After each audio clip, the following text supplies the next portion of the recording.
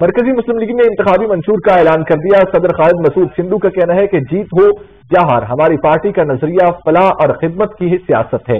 Senior नायब सदर तलहा सईद कहते हैं मुल्क भर से भरपूर तैयारी के साथ इंतखाबी मैदान में उतरेंगे और कामयाबी हमारा मुकद्दर बनेगी। इसी हवाले से मजीद तफसीलात जानेंगे नुमाइंदा लाहौर रंग शेख उमर दराज से। जी उमर, बताइएगा क्या तफसीलात है?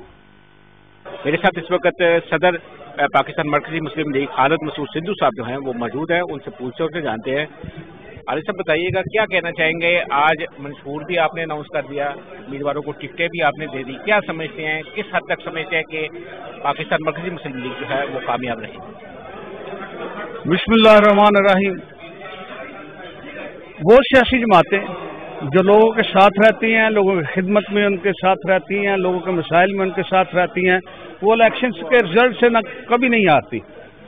हम अवाम की सियासत करते हैं, मुल्क के लिए सियासत करते हैं, लिहाजा रिजल्ट जो है उसमें कमी बेशी हमारी जीत हार नहीं होती।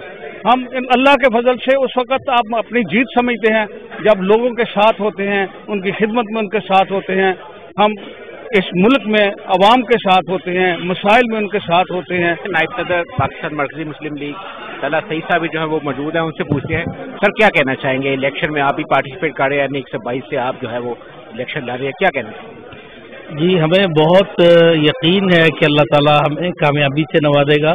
पाकिस्तान मरकजी मुस्लिम लीग ने 500 से ज़ायद पूरे मुल्क में उम्मीदवार खड़े किए हैं और एक नया बयानिया, नया अंदाज और कि हम समझते हैं कि पाकिस्तान में एक ऐसी सियासी